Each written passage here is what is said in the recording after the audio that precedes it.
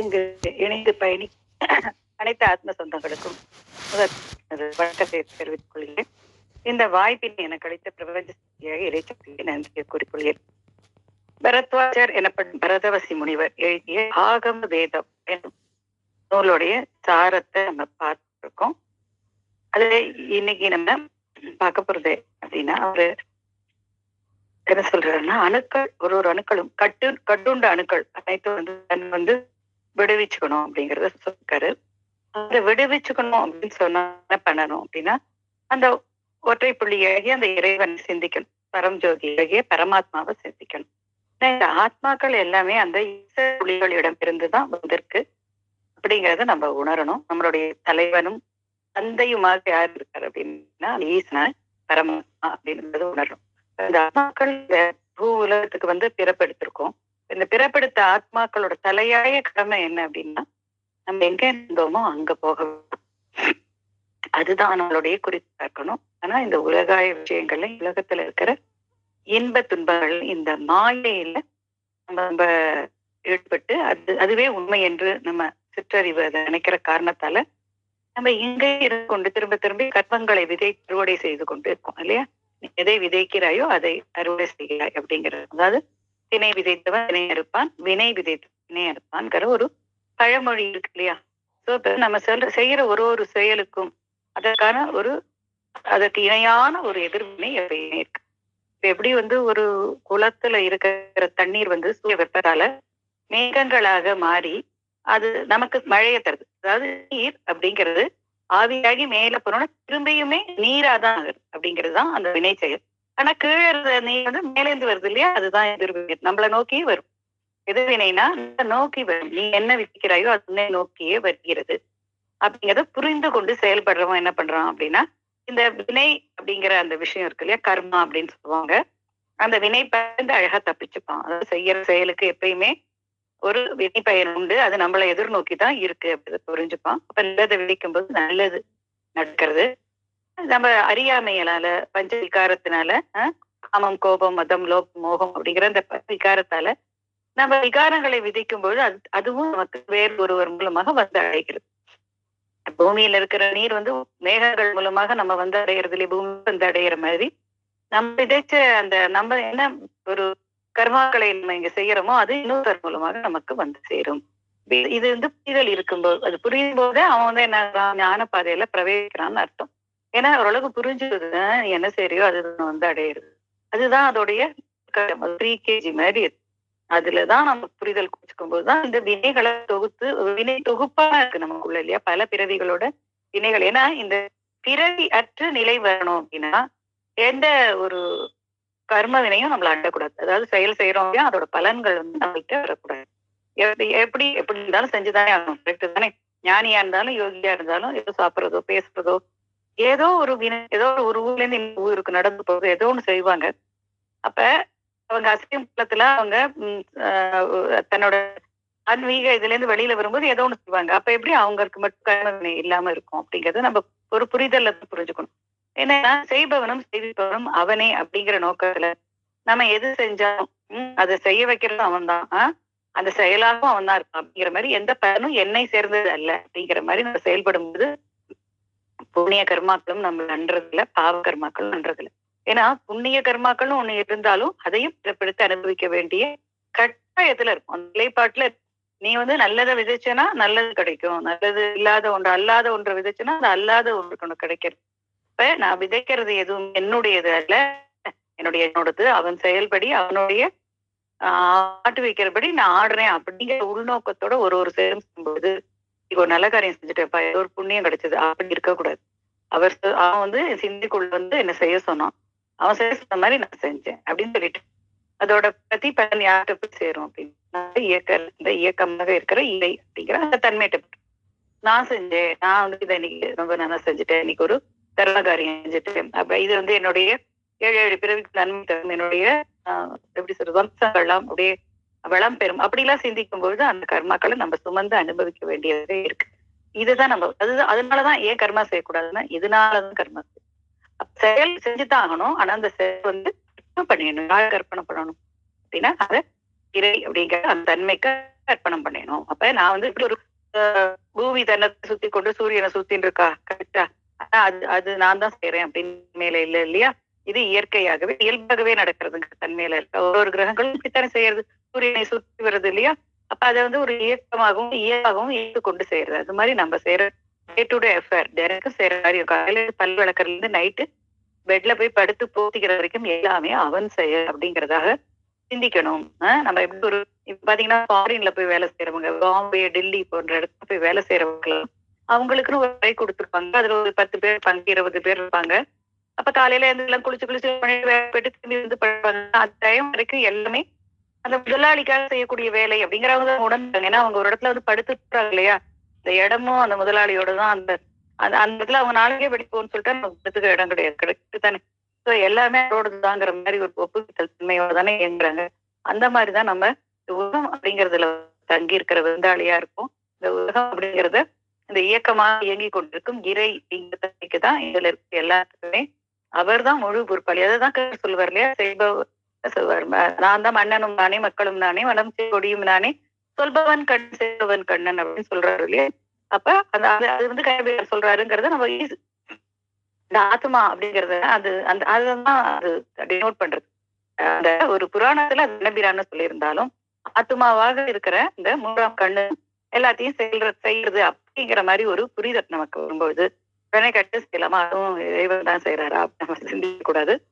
நம்ம செயல்படும்போது நம்மளுடைய பேராற்றல் கொடுத்திருக்கிற ஒரு பேரறிவு இருக்குல்ல, நல்ல ஒரு உயரறிவை பயன்படுத்தி பேருக்கு நன்மை விளைவிக்கக்கூடிய செயல்கள் மட்டும்தான் செய்யணும். ஆனா அதோட பலாபலன் நமக்கு வந்து இல்லை அப்படிங்கிறது புரிஞ்சுக்கணும். அப்ப இங்க இருக்கிற குழந்தை குட்டிகள், இங்க இருக்கிற ஹஸ்பண்ட் ஒய்ஃப், இங்க இருக்கிற அம்மா, இங்க இருக்கிற சொத்து சுகம் எல்லாமே நம்மளது இல்லை இல்லையா. அது தானே நம்ம பயன்படுத்திக்கணும். அது நம்ம இங்க இருக்கிறவங்க யூஸ் பண்ணிக்கிறோம் இல்லையா. இப்ப நம்ம வந்து ஒரு ஊட்டிக்கு, கொடைக்கானலுக்கு, காஷ்மீர், பெங்களூர் இது மாதிரி ஏதோ ட்ரிப்பு போறோம் அப்படின்னா ஒரு ரூம் எடுத்து தக்குறோம் இல்லையா. ஒரு தரோம்னா நல்ல ஒரு நல்ல லக்ஸூரியஸாவே இருக்கும். ஒரு ஏசி ரூம் எடுத்துக்கிறோம், டபுள் பெட்ரூம் கொடுக்குறாங்க. இன்னொரு பெட் கொடுப்பாங்க, திருவள்ளூர் இருக்கிற ரூமா எடுத்துக்கிறோம். எல்லாமே இருக்கும், பர்னிச்சர்ஸ் எல்லாம் இருக்கும், ஃபுல்லி சென்ட்ரலைஸ்டு ஏசியா இருக்கும். ரொம்ப நல்லா இருக்கும், ஹாப்பினிங்ஸா இருக்கும். ஆனா 3 நாள் கழிச்சு அதை அங்கேயே கொடுத்துடுறோமா, அது நம்ம தான் என்ஜாய் பண்றோம். அது இந்த 3 நாளைக்கு தான் நம்ம அது பண்ண முடியும். ஆனா அது நம்மளோட எடுத்துன்னு போக முடியும். இந்த தெளிவு தான் இந்த உலகாய விஷயத்திலயும் இருக்கணும். இங்க இருக்கிற உறவுகள் எல்லாம் நம்ம இணைந்து பயணிக்க இறைவனால் கொடுக்கப்பட்ட ஒரு வாய்ப்பு அப்படின்னு புரிஞ்சுக்கணும். ஆனா இந்த எதுவுமே நம்மளோடது கிடையாது. ஏன்னா எதையுமே எடுத்துன்னு போகக்கூடிய எந்த ஒரு வழிமுறையும் நம்மள்ட்ட கிடையாது. ஏன்னா இது நமக்கு முன்னாடி செத்து போனவங்களை பாத்தீங்கன்னா, இறந்து போனவங்களை பார்த்தா, தாத்தா பாட்டியோ, நம்ம அம்மா அப்பாவோ, நம்ம பார்த்தா யாருமே எதையுமே எடுத்துன்னு இல்லையா. ஈவன் உங்களுடைய உடலை கூட அவங்களால எடுத்துன்னு போக முடியல இல்லையா. அது கூட இங்கேயே எரிச்சிடுறாங்க, இல்ல பிரிச்சிடுறாங்க. சோ அப்ப அந்த உடல் உயிர் வேறாக பிரிஞ்சுதானே அவங்க போறாங்க. அப்ப இங்க என்ன இறைவா கொடுக்கப்பட்டு நம்ம பிறக்கும்போதுல இருந்து வர உடலை கூட ஒரு தருணத்துல பிரிஞ்சு சென்று ஒரு செயல்பாடாக இருக்கு. அப்ப இங்க இருக்கிற மற்ற உறவுகள் எதையும் நம்ம பிடிச்சு வச்சுக்க முடியாது. தன்னோட ஆக்கணுங்கிற எண்ணமோ, அவங்க வந்து நம்ம சப்போர்ட் இருக்கணுங்கிற எண்ணமோ, அவங்க நம்ம மேலேயே எப்பயுமே இருக்கணுங்கிற எண்ணமோ அனைத்தையுமே நம்ம விட்டுடணும். ஏன்னா இது எல்லாமே எப்படி இந்த ஒரு தருணத்துக்காக ஒரு பயன்பாடு தான். அதை எவ்வளவு தூரம் நம்ம பயன்படுத்தி கொண்டு நம்ம எவ்வளவு தூரம் நல்ல செயல்களை செய்ய முடியுமோ அவ்வளவு நல்ல செயல்களை செஞ்சு நம்ம போயிட்டே இருக்கோம். இப்படி ஒரு தாட்டு வரும்போது அணுக்கள் எல்லாமே என்ன பண்ணணும்னா காலியாக அமைச்சிடணும். என் குழந்தை, என் குடும்பம், என் கணவன், என் தாய், என் தந்தை, என் சகோதரன், என் கணவன், என் மனைவிங்கிற எந்த ஒரு பிடிப்பு விட்டுட்டோம்னா என்ன ஆகும் அப்படின்னா உண்மையில இருக்கிற அறைகள் இருக்கிற அந்த அணுக்கள் உண்மை என்ன அப்படின்னா பதிவுகள் போக ஆரம்பிச்சிடும். ஏன்னா இந்த பதிவுகள் நம்ம சுற்றி உள்ள உலகத்திலிருந்து நம்ம உறவினர்கள்ல இருந்து உள்வாங்கிக்கிறோம், நம்ம வேலை செய்யற இடத்துல இருந்து உள்வாங்கிக்கிறோம். இப்ப ரொம்ப அதிகமான பதிவுகள் எங்க இருக்கு அப்படின்னா இந்த உறவினர்கிட்ட இருந்து நம்ம பதிவு பண்ணிக்கிறது தான். ஏன்னா அவங்கதான் நம்ம க்ளோசஸ்டா இருக்கோம், கொஞ்சம் அருகாமையே இருக்காங்க இல்லையா. நம்ம வீடுன்னு ஒண்ணு வச்சிருக்கோம், அந்த வீட்டுக்குள்ள உறவினர்களோட நம்ம வாழறோம். அப்படிங்கறதுனால அந்த பதிவுகள் நம்மளோட இருக்கும். அதுல பரம்பரையாவே இருக்கும். தாத்தா பாட்டி, சித்தப்பா, பெரிய அத்தை, மாமா, பலதரப்பட்ட உறவுகளோட நம்ம உறவு கொண்டிருந்த அந்த பதிவுகள், அவங்க செஞ்ச நன்மை தீமைகள், இது எல்லாமே இருக்கும். இது எதுவுமே நமக்கு தேவையில்லைன்னு புரிஞ்சுக்கும். உன் தந்தை, உன்னுடைய சகோதரி, உன்னுடைய கணவன் மனைவி, உன்னுடைய சகோதரன், உன்னுடைய குழந்தைகள் எதுவுமே உன்னோட அது கூட நீ விட்டு வேண்டிய விஷயம்தான் அப்படின்னு நீ தெரிஞ்சுட்ட. அப்ப மத்த சித்தப்பா தாத்தா வந்து மட்டும் நம்ம சுமந்து தேவையில்லையா. ஏதோ ஒரு தருணத்தை பாக்குறோம், ஒரு கல்யாணத்துல பாக்குறோம், ஒரு கருமாதியில பாக்குறோம். நல்ல வார்த்தை 2 சொல்றாங்க, கெட்ட வார்த்தை 2 கூட 4 பேர்ட்ட பேசலாம். ஆனா இது எதுக்கும் நமக்கும் சம்மந்தம் இல்ல.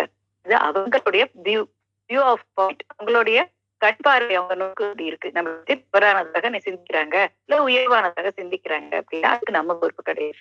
அப்படிங்கறதுல புரிஞ்சுக்கொண்டு எல்லாரையுமே அப்பப்ப பார்த்துட்டு ஹை பைன்னு கூட கத்துக்கணும். இதுவே சுமந்தது போதும், இனிமே நம்ம சுமக்க வேண்டாம் அப்படின்னு புரியும்போதுதான் நம்ம மூளையில இருக்கிற ஒரு அணுக்களும் இந்த தன்னைத்தானே வெளிப்படுத்திட்டு இருக்கு இல்லையா, அதெல்லாம் விடுபடும். தேவையற்று தனியும் விட்டு எல்லாரையுமே மன்னிக்கணும். ஏன் மன்னிக்கணும் அப்படின்னு அவங்களோட மன்னிக்கிறதுனால என்ன பயன் அப்படின்னா நமக்கு பயன். ஏன்னா அவங்கள பத்தி சிந்தனையை விட்டுருவோம் இல்லையா, அவங்கள பத்தி இனிமே ப்ராசஸ் இல்லை இல்லையா. அதனால அவங்க எல்லாருமே மன்னிச்சிடணும், அவங்களையும் மன்னிப்பு கேட்கணும். எல்லாருக்குமே வரைக்கும் நீங்க செஞ்ச உதவிக்கு நன்றின்னு சொல்லிடணும். எல்லாத்தையும் சொல்லிட்டு அவங்க நம்ம விலகணும். எப்படி ஒரு ஒரு ஜாப் ஒரு இடத்துல வேலை பார்க்கறோம்னா ரெசிக்னேஷன் எழுதி கொடுத்துட்டோம்னா விலகி அந்த கம்பெனிக்கு நமக்கு சம்பந்தம் விலகி வந்துடும் இல்லையா. இனிமே அதோட ப்ராஃபிட் லாஸ்க்கு நமக்கு சம்பந்தம் இல்லைல்ல. அவங்க அந்த கம்பெனி பத்தி தேடி தேடி பார்க்க தேவையில்லை. அதே மாதிரி முதல்ல எல்லாரையும் நன்றி கூறி எல்லாரையும் சாரி கேட்டுண்டு அதை எல்லாமே குப்தமா நமக்குள்ளே செய்யணும். போய் ஒரு வீடு விடாதெல்லாம் சாரி கேட்க வேண்டாம். ஏன்னா அது கேட்டோம்னா அது இன்னும் ப்ராசஸ் லாங்கா போயிடும். நம்ம போய் சாரி கேட்கணும் சொன்னா அவங்க 1 மணி நேரத்துக்கு வச்சு செய்வாங்க. இங்கேருந்து எல்லாம் சொல்லி முடிச்சு மனதால எல்லாத்தையும் விலகி உடலால இணைஞ்சிருந்தாலும் மனதால விலகி வாழக்கூடிய பக்குவத்தை நம்ம வளர்த்துக்கணும்.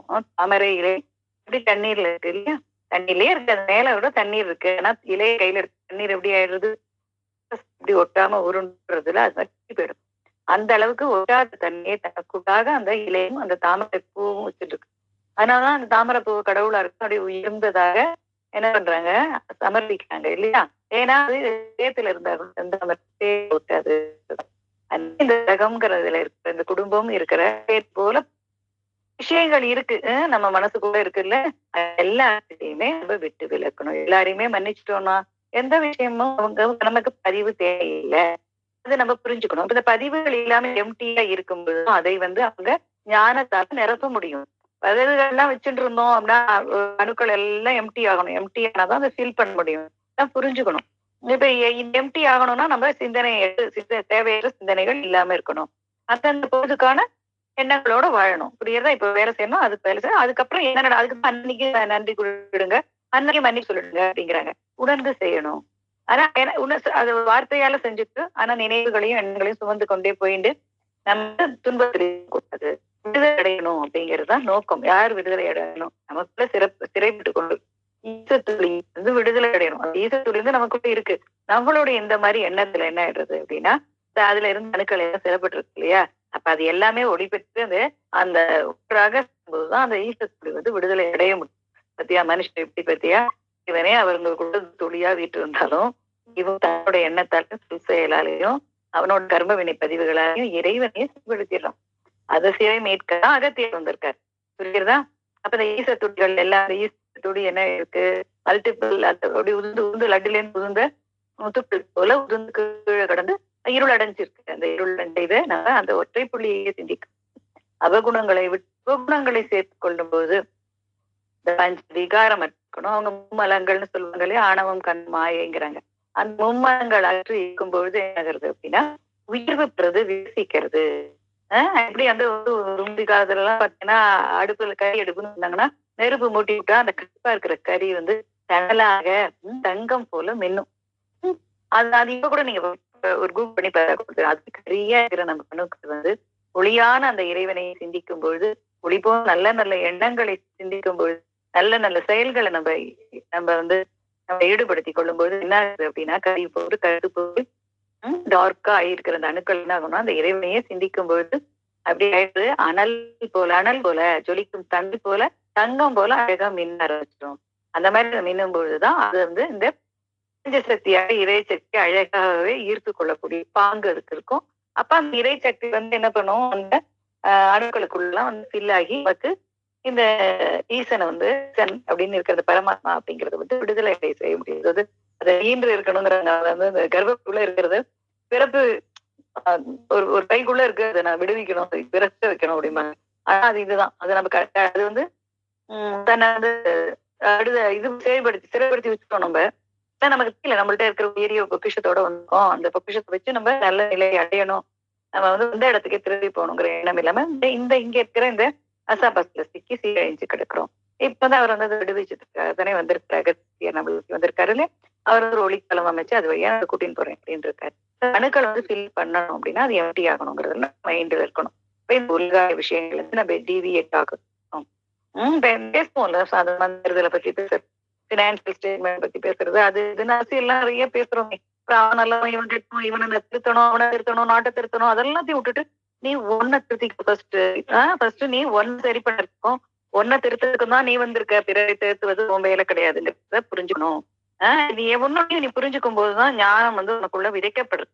அப்பதான் அது உன்னோட புரிதலுக்கும் உன்னுடைய அணுக்களோட அந்த இருக்கிற அணுக்கள் வந்து எவ்வளவுக்கு எவ்வளவு ஒளிருதோ அந்த ஒளிர்வதுதான் உன்னால வந்து அனைத்தையுமே புரிஞ்சுக்க முடியும். அப்பனாலே இந்த மாதிரி சிறிய நல்ல சிந்தனைகளை வச்சுக்கொண்டு சத்தங்கள்ல இருந்துக்கொண்டு தேவனையே சிந்தி கொண்டு நான் விடுதலை ஆகுங்கிறத நம்ம புரிந்து கொண்டு நம்ம பயணம் பொழுது நம்ம வந்து ஒரு உள்முகமா மூச்சு விட்டு அந்த அந்த உள்முகமா இருக்க அந்த மூச்சு காற்றையே கவனிச்சு கொண்டு மனதுக்குள்ள அந்த பரமாத்மா உச்சியில இருக்கு அந்த ஒளியான அந்த இறைவனை சிந்தித்து கொண்டே நம்ம இருக்கும்போது என்ன ஆகும்னா இந்த ஒவ்வொரு அணுக்களும் ஒளிர்வதை நம்ம உணர முடியும். அப்ப பாத்தீங்கன்னா ஒரு ஸ்பார்க்லிங் இதுவா இப்ப இந்த விறகடுப்பு முந்தைய காலத்துல பார்த்தா நான் தாத்தா பாட்டி காலத்துல எல்லாம் விறகடுப்பு தணல் கரியடுப்பு வச்சிருப்பாங்க. அதெல்லாம் விசிறி கொண்டு விசிறுவாங்க. பாத்தீங்கன்னா அப்படியே பட்டுன்னு அங்கொன்று இங்கொன்றுமா புளி துகள்கள் வந்து காத்துல அப்படியே போகும், பறந்து போகும். அந்த மாதிரி நம்மளுடைய அணுக்களை உயிர்ப்பிக்கிறத நம்மளாலேயே உணர முடியும். அது நமக்கு அகமுகமாக பயணிக்கும் போது அதை நம்ம உணர முடியும். ஒன்னொன்னா சரியா போகுது அப்படிங்கிறத நம்ம புரிஞ்சுக்கணும். அதனால நம்ம அகத்தியில் இருக்கிற அந்த தொடர்பு விடக்கூடாது. அகத்தியில் தீயாக இருந்து என்னோட அகத்திய அழகா மலர செய்யும் அகத்தியரே உங்களுக்கு வணக்கம் அப்படிங்கிற சொல்றது நம்ம பழக்கம் வச்சுக்கணும். அந்த காலை அந்தி சந்திகளை மதியம் நள்ளிரவு அந்த மாதிரி இடத்துல எல்லாம் சொல்லும்போது அந்த ஹயர் சோல் போய் அழகாவே போய் அது அடையிறது. சப்த விஷயங்களுக்கு வணக்கம் அன்னைக்கு காலத்தை பெட்டை விட்டு ஏந்துக்கும் போதே அந்த சப்தரிசிகளுக்கு வணக்கம் சொல்லும். துருவ நட்சத்திரத்துடைய பேரொருளையும் நூல் நிரப்பிக் கொள்கிறேன் அப்படிங்கிறத நம்ம சொல்லணும். பிரபஞ்ச சக்தியாக இறைச்சி என்னுள் நிரம்புகிறது. இதெல்லாம் ஆட்டோமேட்டிக்கா எப்படி ஏந்த போடுறோம்ல, ஏந்த ஒண்ணு பாத்ரூம் போறோம் அப்படின்னு சில பழக்கம் வச்சிருக்கோம்ல. இதுல இருந்து இந்த மாதிரி இந்த பழக்கத்தை இணைத்துக் கொள்ளுங்கள். ஏன்னா பிறவியில பெருவாழ்வு பெறணும் அப்படின்னா இது நமக்கு ரொம்ப ரொம்ப முக்கியம். நீ வந்து எப்படி நீ பயணிக்கிறாயோ அது மாதிரிதான் உனக்கு அந்த எல்லாமே நடக்கும் அப்படிங்கறத புரிஞ்சுக்கணும். எப்படி நம்மளுடைய ஒரு ஹீட் நம்மளோட அந்த உடல்ல இருக்கிற அந்த ஒளி அப்படிங்கிற தன்மையால அந்த ஹீட் அனல் அப்படிங்கிற தன்மையால எப்படி வந்து அந்த அணுக்கள் எல்லாம் ஒளிர்றது அப்படின்னு சொல்றோம் இல்லையா? அதே மாதிரி அகத்தியர் நமக்குள்ளாக வந்த போது வந்து என்ன பண்ணுவார், நம்ம அந்த மூளைக்குள்ள வந்து ஒரு குளிர்காற்று பரவ செய்யறாரு. இப்ப நம்ம ஒரு ஆட்களும் ஆண் பெண் அப்படிங்கிற தன்மையோட என்ன புரிஞ்சுக்கணும். நம்ம வெளியில எப்படி ஆண் பெண் அப்படிங்கிற ஒரு இரு உயிர்கள் எல்லா உயிர்கள்ல இருந்துமே எல்லா பூச்சியில இருந்து ஆரம்பிச்சு ஆண் பெண் அப்படிங்கிற ரெண்டும் உணர்ந்து ஒரு குழந்தைய பெற்றெடுக்கிற மாதிரி நம்ம மூளைக்குள்ள இருக்கிற ஆண் பெண் அணுக்கள் ஒன்றொன்றும் ஒன்றோட ஒன்று கலந்துதான் இணைந்துதான் என்ன பண்ண பூரணம் அடைய முடியும். அது ரெண்டும் சேர்ந்துதான் அதுக்கு தன்னை விடுச்சுக்க முடியும். ஒரு ஆண் அணோட பெண் அணு சேர்ந்து அப்படியே பூரணிச்சு ஒளியாகுது அப்படிங்கிறது நடக்கிறது. அப்ப இந்த அண்ணாக கொதிச்சுட்டு இருக்கும்போது அவரோட குளிர்பாற்றை வீசும்போது ஒன்னோட ஒண்ணு வந்து என்ன பண்றது, ரெண்டும் இணைஞ்சிடுறது. அந்த அணுக்கள் எல்லாம் இணைஞ்சு என்ன பண்றது ஒண்ணு அதாவது விடுதலை அடைஞ்சிடுறது. அப்படி இந்த பல அணுக்கள் விடுதலை அடையும் போதுதான் அந்த அந்த துளிக்கு விடுதலை கிடைக்கும். அதெல்லாம் நம்ம புரிஞ்சுக்கணும். அப்ப இது எல்லாமே அக்கர் வந்து உங்களுக்கு செய்வாரு. ரொம்ப சான்றோர்கள் பரவான்கள் தவத்திலேயே இருக்கிறவங்க தெய்வமாக இருந்து மனித உறவு வந்தவங்க தேவதைகளா இருந்த மனித உறவுகளும் அவங்களுக்கு கூட்டாகவே அது நடக்கும். ஏன்னா அது அவங்களுக்கு அது நினைக்க தெரியும். ஆனா நம்ம மனித உறவுல இருக்கிற நம்மளுடைய துணை கொண்டுதான் இதெல்லாம் செய்யணும். நம்மளுடைய அந்த அகமாகி அந்த மூளை இருக்கு இல்லையா, அதுக்குள்ள நம்மளுக்கு அழகா செய்யக்கூடிய தன்மை இருக்கு அப்படிங்கறத நம்ம புரிஞ்சுக்கணும்.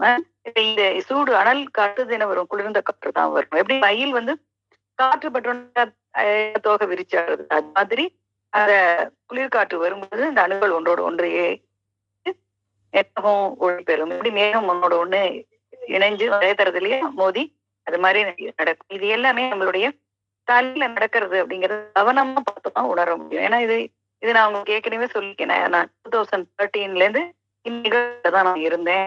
எனக்குள்ள பட்டுன்னு சின்னதா லிசா இருக்கும், சின்ன இருக்க மட்டும் அப்படி அப்படி இருக்கும். அது சவுண்டு கேட்டுட்டே இருக்கும். இந்த ஒன்று இணைஞ்சு அப்படி அது மலர்ந்துக்கிறது, ஒன்று இணைஞ்சு மலர்ந்துக்கிறது நடக்கும்.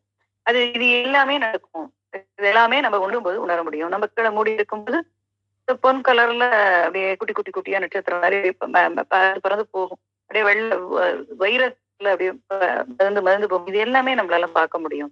கூட்டம் கூட்டமா போகும்.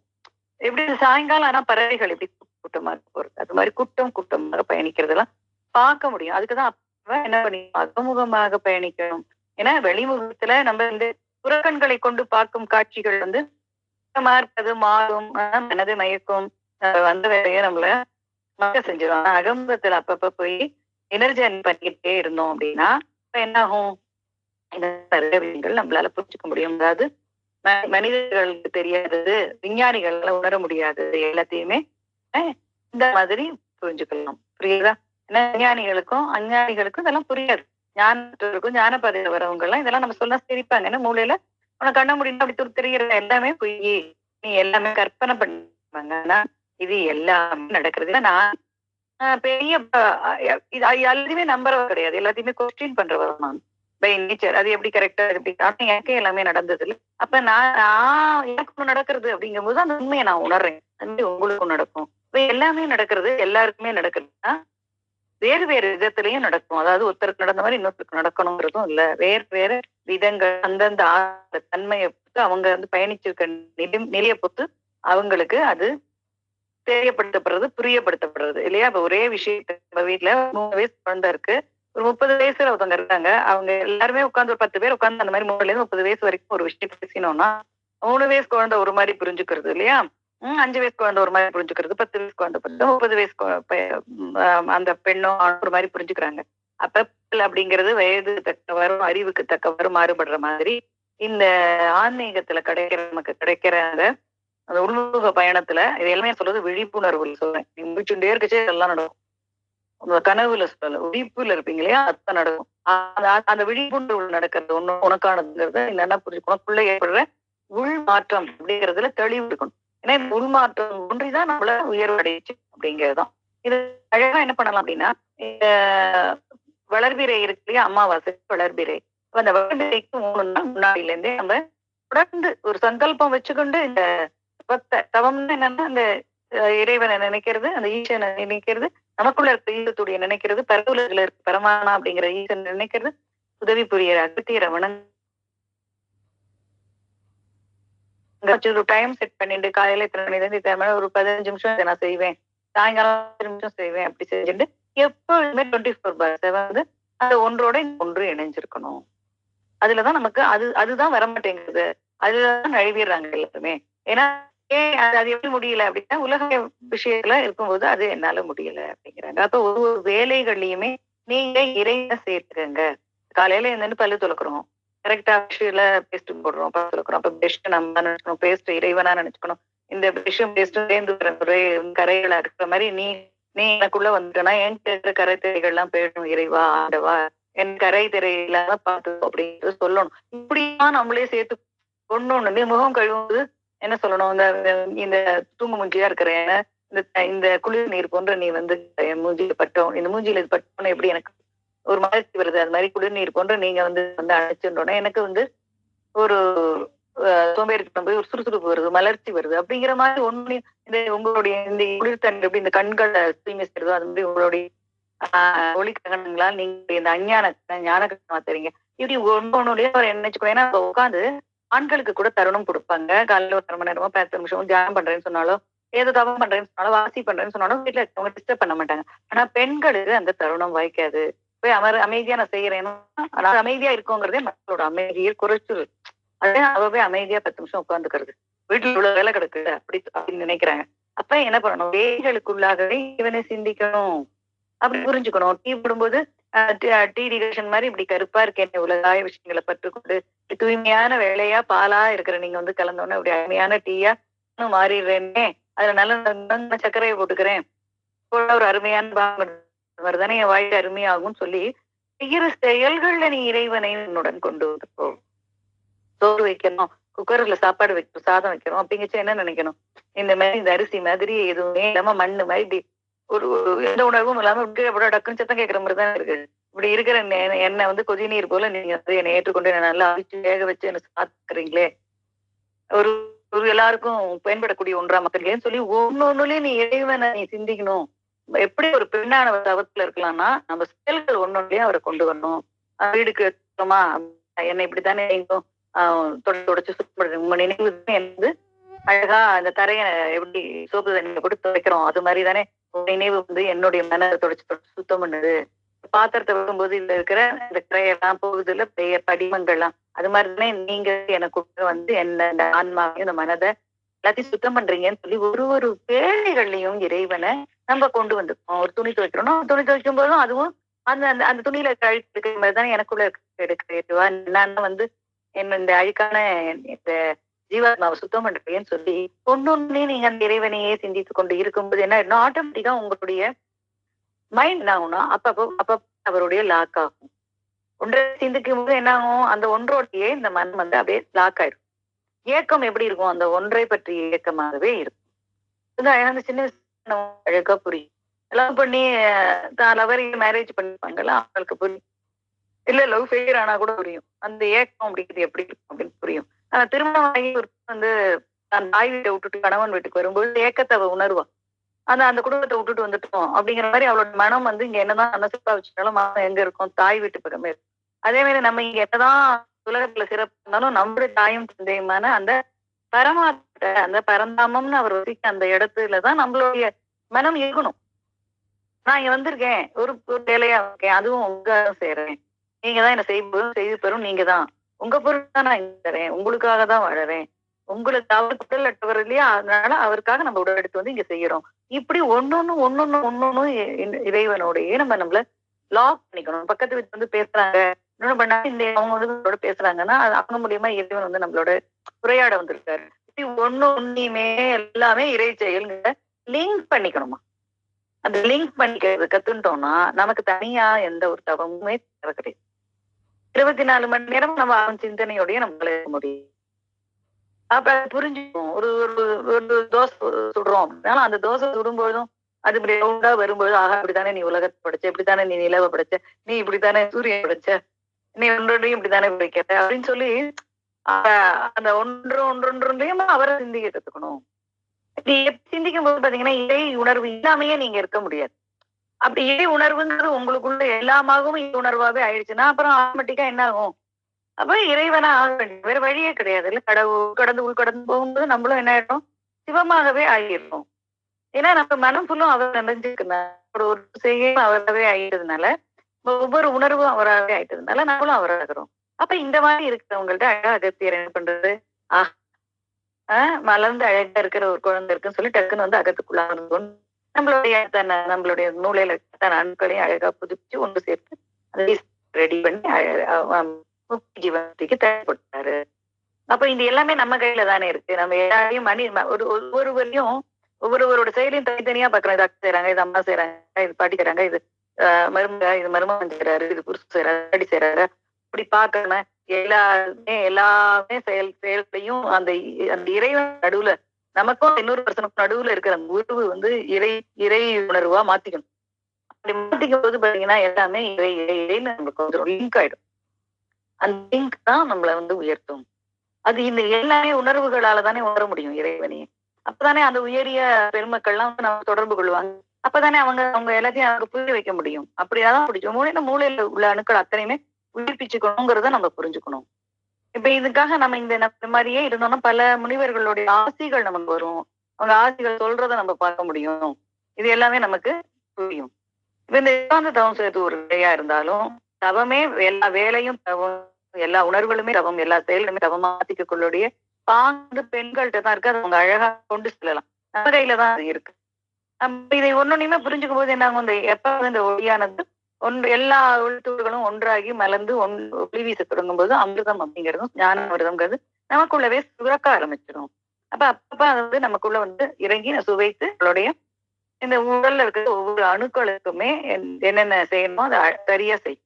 இது எல்லாமே நடந்து கொண்டிருக்கு. இதுக்கு நம்ம வந்து எப்பயுமே நம்பிக்கை, வைராகியம், உறுதி, இது 3 வேணும். நான் வந்து சரியான செயல தான் போவேன், சரியான முறையில போறேன், அதுலதான் போவேன். எனக்கு வேண்டியது எங்குமே இல்ல. வைரத்தோடு வைர நெக்லஸ், வைர கம்மல், என்ன வைர மூர்த்தி, எது வைர கிரீடம், எதுவுமே தேவையில்லை. எனக்கு வேண்டியது என்ன, அந்த ஒற்றை புள்ளியான அந்த பரஞ்சோதியான இறைவன். அந்த பரமாத்மாவோட இந்த ஜீவாத்மா சேரணும் அப்படிங்கறத நிச்சயப்படுத்திட்டு இருக்கணும். அப்ப இந்த மாதிரி நம்ம இருக்கும்போது அந்த ஒளியானது அக்னியா வெள்ளை ஒளியா வைரமாட்டு வரும்போது அது ஜீவாத்மாவாகவும், பொன்னிறமா வந்து அது செம்ப நிறமா வரும்போது அது பரமாத்மாவாகவும் இருக்கு அந்த அந்த ஒளியானது. அதுல வந்து நீல நீல ஒளியை பாக்குறோம்னா அது வந்து விஷ துளி அப்படின்னு சொல்லணும். ஆனா விஷ துளியும் நம்ம ஏற்றுக்கொண்டுதான் ஆகணும். அதுவும் நமக்குள்ள வந்து பல விதமான துன்பங்கள் துயரங்களையும் கொடுக்கும், உடல்லையும் சரி மன அளவுலயும் சரி. அப்ப இந்த எல்லாத்தையுமே நம்ம கடந்து வரும்பொழுதுதான் சிவமாக முடியும். சிவனுக்கு சொல்லியா அழகால விஷயத்த உண்ட அம்மா வந்து கழுத்துல அந்த அம்மைக்கு பிடிச்சாங்க. அதுக்கப்புறம் என்ன ஆச்சுன்னா அவ ஒண்ணும் ஆகல அப்படிங்கிற சொல்றாங்க. என்ன சொல்றாங்க, பாக்கடல கட்டும் போது வரும்னு சொல்லிட்டாங்களா. அப்ப நம்மளும் இந்த மூளை அப்படிங்கிற அந்த அந்த மகாமேரு அந்த இது இருக்கு இல்லையா, அந்த மலை இருக்கு இல்லையா, அதுல நம்ம ஒரு பக்கம் அசுரர்கள் நல்லா உணர்வுகள் தான், ஒரு பக்கம் தேவர்களும் நம்ம உணர்வுகள் தான். பாசிட்டிவிட்டி அண்ட் நெகட்டிவிட்டி தாட்ஸ் வச்சுக்கொண்டு நம்ம சரக்கு சரக்கு சரக்கு சரக்கு நம்ம கடையும் பொழுது மூச்சாகி அந்த பாம்பை வச்சுக்கிட்டு கடையிறோம். கடையும் பொழுது என்னன்னா விஷம் அப்படிங்கிறது. அப்ப அந்த விஷம்ங்கிறதையும் தாண்டிதான் அடுத்தது நம்ம அந்த உன்னத நிலைக்கு போக முடியும். அப்ப நம்ம உயர்வு பெற்று இந்த ஆன்ம ஒளியை பார்த்து பரமாத்மா ஒளியும் நமக்குள்ள இருந்து வெளிப்பட்டு நம்ம காட்சி அளிச்சுச்சுன்னா அதுக்கப்புறம் அந்த அதது வேலையா அது மனித முயற்சியில எந்த வேலையும் செய்ய தேவை. அது வரைக்கும் உலகாய விஷயங்களுக்கான வேலைகள் நம்ம செஞ்சுதான் ஆகணும். இது அதெல்லாம் வெளிப்பட்டு எடுத்தனா அது எதுக்கு வந்ததோ அந்த வேலையை அதை செய்யும். இது நம்ம புரிதல்ல தான் நம்ம பயணிக்க முடியும். இதெல்லாம் புரிஞ்சு அப்ப இந்த நீல நிற துளி அப்படிங்கிறது நீல நிற ஒளியாலாம் நான் பார்க்காட்டியும் ஒரு சீரிய டயத்துல அப்படியே நீம்ப வச்சிருந்தேன். பாம்பு கடிச்ச மாதிரியே ஃபுல்லா ஒரு மாதிரி ப்ளூயிஷா இருந்தேன். இப்படி நான் கொஞ்சம் டயர் காம்ப்ளெக்ஸ் தான் அப்படியே கம்ப்ளீட்டா ஒரு மாதிரி ப்ளூயிஷ் ஆயிருந்தேன். எல்லாருமே கேட்டாங்க என்ன என்ன ஆக்சுவலா ஒரு புதுசா பிளாக் கலர்ல நைட்டி ஒண்ணு வாங்கியிருந்தேன். நான் நினைச்சேன் அந்த நைட் தான் நமக்கு சாயம் போடுறது போல இருக்கு. ஆனா எப்படி அது கை கால் மூஞ்சிலாம் ஆகும். அது நமக்குள்ள இருக்கிற அந்த அணுக்குள்ள விஷயத்தன்மைகளும் வெளிப்படுறது. அதை எல்லாம் நல்லா பாடாப்படுத்துவாங்க. நல்லா படுத்தும், உடம்பெல்லாம் பாடாப்படுத்தும். வேண்டவே வேண்டாம், நமக்கு எதுவுமே வேண்டாம் அப்படின்னு எல்லாம் இருக்கும். ஆனா கொஞ்சம் பொறுமையா இருந்தோம் அப்படின்னா பிறவி இல்லாத பெருநிலையை அடைய முடியும். இது எல்லாத்தையுமே நம்ம புரிதல்ல தான் நம்ம புரிஞ்சுக்க முடியும். இப்ப வந்து இது அவர் சொல்றாரு, இதை விட உங்களுக்கு என்ன சொல்றாரு, ஒளியை ஏத்திக்கங்க ஒளியாக இதெல்லாம் இது தவிர வேற ஒண்ணும் உங்கள்கிட்ட நான் சொல்லவே முடியாது. அதுதான் இருக்குல்ல ஹையஸ்ட் ஸ்டேஜ் அப்படிங்கிற அது நீங்க செஞ்சிட்டீங்கன்னா அப்புறம் அந்த ஒளி ஆயிட்டதுக்கு அப்புறம் அதுவே கரெக்ட் ஆகும். உங்க எல்லாருக்குமே அனைவருக்குமே அந்த அன்பருடைய ஈசனையுமே அந்த விடுவிக்கக்கூடிய அந்த செயல் செய்யறதுக்கு தான் வந்திருக்காரு. ஒரு பேர் செய்யறதுக்காக தேர் வந்து வந்திருக்காரு. ஆனா செய்யறது ரொம்ப கஷ்டம். ஆத்மாக்களையுமே விடுதலைக்கு தயார் பண்றதுங்கிறது அட்டஸ்டிச் பண்றது கஷ்டம். அது எங்களுக்கு தெரியும். ஆனாலும் அந்த ஒரு முயற்சியா செய்ய போறோம் அப்படிங்கிறாங்க. ஏன்னா இதுக்கான இந்த இந்த ஞானத்தை வந்து ஞானாலயம் அப்படிங்கிற அமைப்பு மூலமாக அங்க இருக்கிற ஜெயந்தி ரவிச்சந்திரன் ஒரு ஆன்மா ஒரு ஜீவாத்மா மூலியமாக ஒரு மனித சுரூபத்துல இருக்கிற அந்த மூலியமாக தான் வந்து நம்ம எடுத்து அவங்க சொல்றதெல்லாம் அவங்கதான் மீடியமா இருக்காங்க. அவங்க மூலமா சொல்றாங்க. அவங்க இப்ப அன்பாலயம் அப்படின்னு ஒரு ஆரம்பிச்சு அதுல அவங்கள்ட்ட வந்து அகத்தியர் வந்து எல்லாம் சொல்லிட்டு இருக்காரு. அவங்க சொல்றபடி அவங்க என்ன சேவிச்சுட்டு இருக்காங்க. இது உங்களுக்கு ஒரு தகவலா சொல்றேன். ஒருத்தரை கைப்பற்றி கொண்டு போக வேண்டும், ஒருத்தர் மூலமாக செயல்படணும்னா நீங்க அந்த அன்பாலயம் ஞானாலயம்ங்கிற அந்த அமைப்பெல்லாம் தொடர்பு கொண்டீங்கன்னா உங்களுக்கான அந்த வழி அங்க அழகாவே கிடைக்கும். அதுதான். ஆனா ஞானாலயத்துல ஆரம்பத்துல ஜெயந்தி சந்திரன் இருந்தாங்க. அப்ப அவங்களுக்கு அங்க அவர் வந்து எல்லாம் சொன்னாரு. அவங்களதான் மீடியமா வச்சுருக்காங்க. அவங்க எங்க இருந்தாலுமே இப்பயும் அந்த ஹையர் சோர்ஸ்லுமே அவங்களதான் மீடியமா வச்சு எல்லா விஷயமும் இங்க உலகத்தை பகிர்றாங்க. 108 நாள் ஆத்ம பூஜைன்னு செஞ்சாங்க. 108 நாளும் தெய்வீக ஆன்மாக்கள்லாம் வந்து அவங்களுக்கு தொடர்பு கொண்டு நிறைய செய்திகள்லாம் கொடுத்துருக்காங்க. நீங்க யூடியூப்ல போய் அன்பாலயம்னு போட்டு பார்த்தீங்கன்னா பல நிகழ்வுகள் போடுவாங்க. பூஜை மூலியமா அடையிறது, பூஜை செய்யதான் தெரியும், மந்திரம் அதுதான் பிடிக்குங்கிறவங்க அழகா பூஜை மந்திரம் மூலியமாக எப்படி தன்னை உயர்த்திக்கலாம் அவங்க அங்க எடுத்து வழிவகை அந்த அமைப்பில் சொல்றாங்க. யார் சொல்றாங்க அப்படின்னா அகத்தியர் சொல்லி சொல்றாங்க. அகத்தியர் அதன் மூலியமாவும் தொடர்புல தயாரா இருக்காருக்கிறத நம்ம புரிஞ்சுக்கணும். இப்போ வீட்டுல மட்டும் உள்நோக்கி நம்ம கவனம் செஞ்சு திருப்பிட்டே இருந்தோம்னா உள்ளே வந்து பூம்பு வடிவத்தை எப்படி இருக்கும் அப்படின்னா இந்த ஆத்ம ஜோதியா சரி அந்த பரமாத்மா ஜோதியா இருந்தாலும் சரி ஒரு வடிவமே அந்த மேல அப்படி கூப்பா இருக்கிற மாதிரி இருக்கும். அதனால இந்த கோவில் கோபுரங்கள் நம்ம இது இருக்கு இல்லையா மசூதியோடைய அந்த தூம்பு அந்த தூம்பு பாத்தீங்கன்னா மேல அப்படி அழகா அப்படி குவிஞ்சு வந்திருக்கும் இல்லையா, அந்த மாதிரிதான் வருது. இந்த ஆன்மாவாக இருக்கட்டும் பரமாவுடைய அந்த இதுவா இருக்கட்டும். ஏன்னா எல்லாரும் மேல் நோக்கி தான் அந்த ஒளி இருக்கிற மாதிரி இருக்கு. சோ அது நம்ம உணர முடியும். அதை நீங்க கவனம் அப்படியே சிந்திக்கணும். ஒரு அப்படியே எப்படி நம்மளுடைய அந்த பூஷணி விதை, பரங்கி விதைலாம் அப்படி ஒரு எட்ஜ் இப்படி நம்ம அந்த இதுல பயணத்துல நம்ம வரணும். அதை நம்ம புரிஞ்சுக்கணும். இப்ப வந்து இந்த காற்று, குளிர்காற்று வந்து இந்த ஆண் பெண் அணுக்களை சேர்த்து அதை அதை அதை வந்து விடுதலை செய்யறது அப்படிங்கறத நம்ம பார்த்துட்டோம். அப்ப இந்த இது இருக்கு இல்லையா, அமாவாசை இருக்கு இல்லையா, அந்த அந்த அந்த தருணத்துக்கு 3 நாள் முன்னாடில இருந்தே நம்ம எந்த ஒண்ணு செய்யணும்னு ஆரம்பிச்சாலும் அந்த 18 நாள் செய்யும்போது முடிவடைகிறது. அது அழகாக நமக்கு முடிவு அடைஞ்சு வருது அப்படிங்கறத புரிஞ்சுக்கணும்.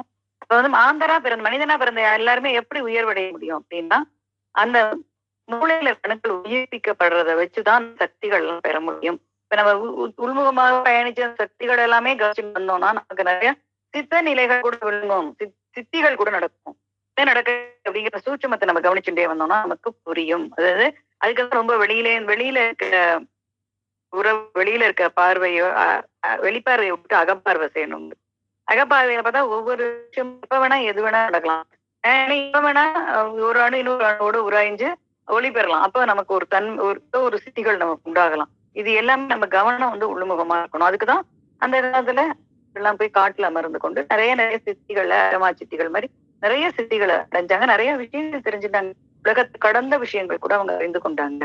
இந்த உள்ளின்று நடக்கிற அந்த போராட்டம் மட்டும்தான் இந்த உயிர் அணுக்கள் பண்ண முடியும், உயிர்ப்பிக்க முடியும். அவ்வாறு உயிர் பெறும் அணுக்கள் வந்து மட்டுமே புவியோட ஈர்ப்பு தன்மையை விட்டு விழுவும் அப்படிங்கிறது புரிஞ்சுக்கணும். அப்படி இல்ல அந்த புவிக்குள்ளதான் திரும்பி இருக்கணும். அப்ப ஒவ்வொரு அணுக்களுமே பண்றது ஒவ்வொரு கலையை வந்து நமக்கு கற்பிக்கிறது. உயிர்ப்பிக்கப்பரோட ஜீவ ஆற்றல் கலியுக மக்கள் அறியல. ஆனா நம்ம ஆரம்பத்துல சத்தியுகத்துல இருக்கும்போது எல்லாமே உயிர்ப்பிச்சு இருந்தது. எல்லாமே 10% ஓகேவா அப்படியே குட் ஒன்னா இருந்த போது நமக்கு எல்லா கலைகளுமே நம்ம கையில இருந்துச்சு.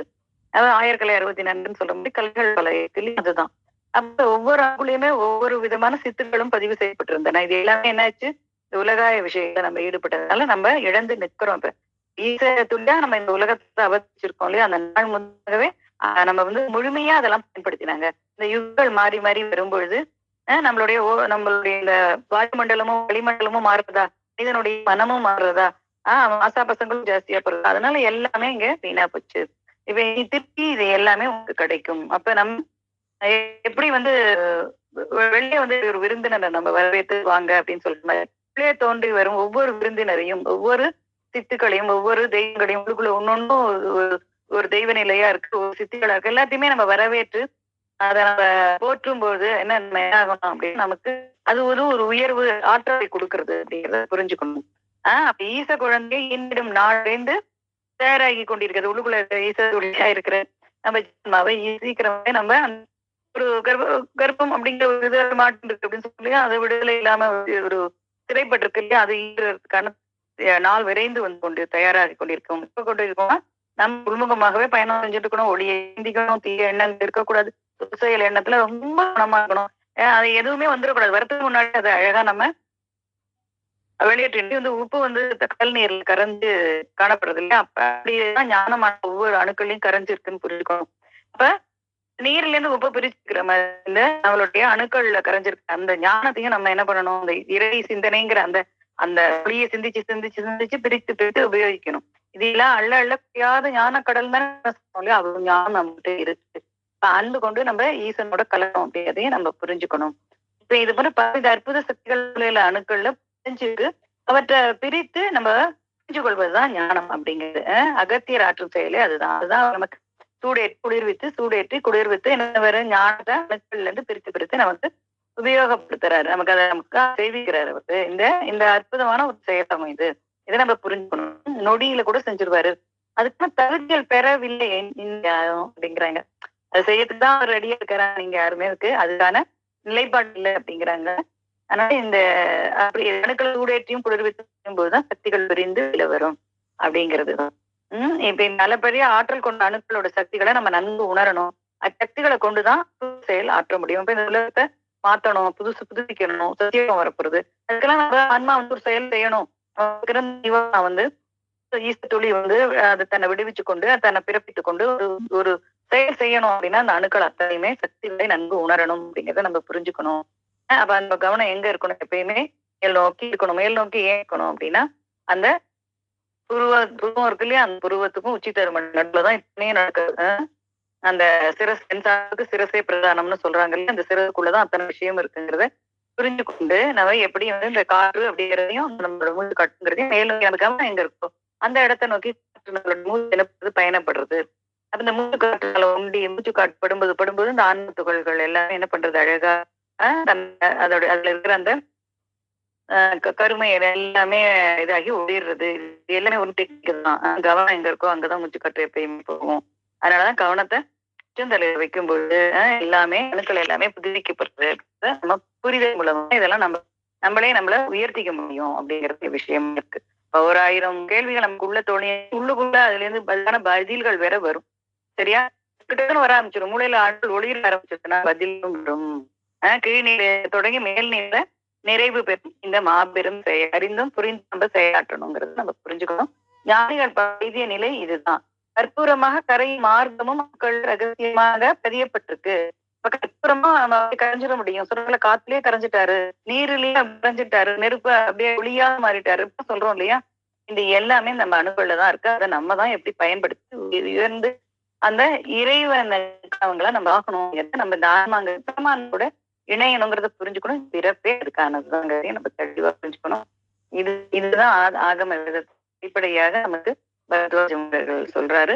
அதுக்கு நம்ம அந்த ஒன்றையே சிந்திக்கணும், பயணிக்கணும். ஆதிபரா சக்தியை தொழுது அவங்களுடைய இது மூலமா மும்மலங்களையும் நம்ம நீக்கணும். ஆதிபராசக்தி வந்து கலிபுருஷனோட ஆதிபராசக்தியோட பக்தன் அப்படிங்கறனால நம்மள எந்த தொந்தரவும் ஆதிபராசக்தியுடைய பக்தர்களை. அதனால ஆதிபராசக்தியை தொழுது நம்ம கலிபுருஷன் காப்பாத்திக்கணும். இந்த வருணன், சூரியன், வாயு, கலிபுருஷன் இவங்களையும் நம்ம நன்றி சொல்லணும். வந்து மேல மேல இந்த பூமி அப்படிங்கிற இருந்து மேல உயர்த்தின மாற்றத்துக்கு போகிறதுக்கு அவங்ககிட்ட சொல்லணும். அவங்க நம்மள விடுவிக்க வேண்டியிருக்கு இல்லையா? அப்பதானே நம்ம விடுதலை அடைய முடியும் இல்லையா? இது எல்லாமே நம்ம கற்றுக்கொள்ள வேண்டும். அப்ப அகத்திய மாமன்களை எப்பயுமே மனதார சிந்திச்சு அவருக்கு நன்றி கூறணும். அப்ப அவருடைய குருவா முருகப்பெருமானையும் நம்ம நினைவு கொண்டு அவருக்கும் நன்றி சொல்லி அவரையும் வணங்கணும். இப்படி ஒண்ணுன்னா சேர்ந்து கத்துக்கணும். எல்லாத்துக்கும் மேலே 24/7 நம்ம என்ன பண்ணணும்? எல்லாத்தையுமே இறைவனாக, இறை உணர்வாக, இறை செயலாக, இறை திட்டமாக, இறை எண்ணமாக நினைச்சு இன்னொரு காரியத்துக்கு நம்ம வயப்படுத்திக்கணும். சரியா? அப்ப தப்ப என்ன ஆகும்? தம்மை சொல்லி நம்ம நமக்குள்ளேயே சிந்தனிச்சுட்டே இருக்கும்போது எல்லாமே நல்லபடியா இருக்கும். அப்ப ஆத்மா வந்து பரமாத்மாவை நோக்கி பயணப்பட தயாராகி கொண்டே இருக்கணும். எனக்குமே தயாராகணும். நம்ம ஒரு எடுத்து வைக்கும்போது தானே நம்ம உயிர் அடைய முடியும் அப்படிங்கிற புரிதல்ல பயணிக்கணும். இதுக்கு பஞ்ச விகாரங்களை விட்டு அவகுணங்களை விட்டு சுப குணங்களை சேர்த்து கொள்ள வேண்டும். எப்பயுமே நம்ம ஆன்மா பரமாத்மாவோடு இணைஞ்சே யோகம் செய்ய வேண்டும். இதே யோகம் செஞ்சு பிரத்யேகம் எனப்படும் கையம் அமைக்கணும், ராமராஜ்யம் அமைக்கணும், சுவாலயம் அமைக்க வேண்டும். அந்த அமைக்கக்கூடிய உயிர் ஆன்மாக்களாக மாற வேண்டும். இந்த கலியுகம் அப்படிங்கிற இந்த கீழான நிலையில உள்ள இந்த யுகத்திலிருந்து நம்ம அடைந்து சத்திய யுகம் எனப்படும் அந்த உயர்வையான யுகம், தேவதைகள் வாழ இடம், தெய்வங்கள் வாழற யுகத்துல நாமும் ஒரு தேவதையாக தெய்வமாக உயர்நிலை அடைந்து சத்தியுகத்துக்கு வாழக்கூடிய அந்த வாய்ப்பினை பெறுவதற்கு நம்மளை உயர்த்தி சேரும் விதமாக இந்த ஆகம வேதம் என்னும் நூலில் வந்து பரத்வாஜ முனிவர்கள் வந்து நிறைய விஷயங்களை நம்மளோட பகிர்ந்துக்கிறாரு. அதை நம்ம ஓரளவுக்கு தெளிவா நம்ம பார்த்துன்னு வந்துட்டு இருக்கோம். அதனால அனைவருக்குமே சுகம், சாந்தி, ஆனந்தம், ஆரோக்கியம் மட்டும் அனைவரும் முக்தி, ஜீவன் முக்தி, சத்கதி அடையறதுக்கு நம்ம ஒன்றான இறைவனையும் சதா சிந்திப்போம். அப்ப நம்ம ஒளியோட ஒளி இணையும் போது என்ன ஆகுறது? நம்மளும் ஒளியாக ஆகிறோம். எதை புரிஞ்சுக்கணும்? இந்த ஜீவாத்மா பிரம்மாண்ட டாஸ்க் தான் நமக்கு விளையாடதான் வந்தோம். அந்த விளையாட்டை மட்டும்தான் விளையாடணும். மற்ற விளையாட்டு நம்ம சாட்சியா இருந்துக்கணும்.